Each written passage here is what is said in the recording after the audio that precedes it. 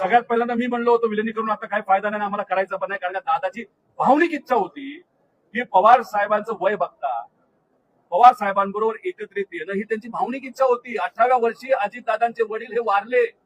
आनंद आजोबा हे वारल्यानंतर अजितदादांना कुणी मुलासारखं वागवलं असेल तर पवार साहेबांनी वागवलं आणि हे त्यांच्या मनात होतं.